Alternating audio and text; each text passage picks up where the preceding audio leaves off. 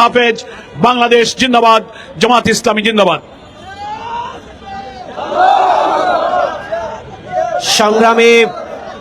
সংগ্রামী জনতা,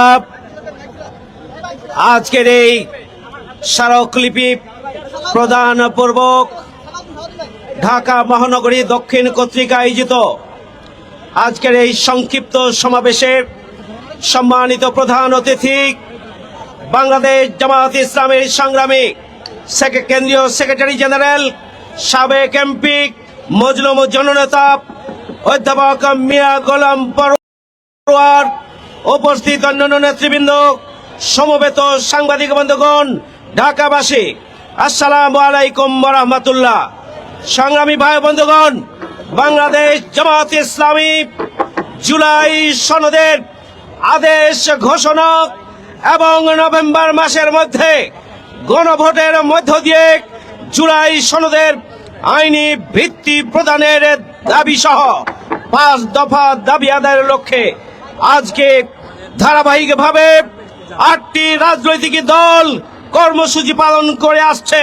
তারই অংশ হিসাবে আমরা পল্টন মোড় থেকে 8টি রাজনৈতিক দল তারা ঐক্যবদ্ধভাবে প্রধান উপদেষ্টার কাছে স্মারকলিপি প্রদানের জন্য মিছিল নিয়ে লক্ষ লক্ষ মানুষের মিছিল নিয়ে রওনা দেব ইনশাআল্লাহ। সংগ্রামী ভাই বন্ধুগণ, জুলাই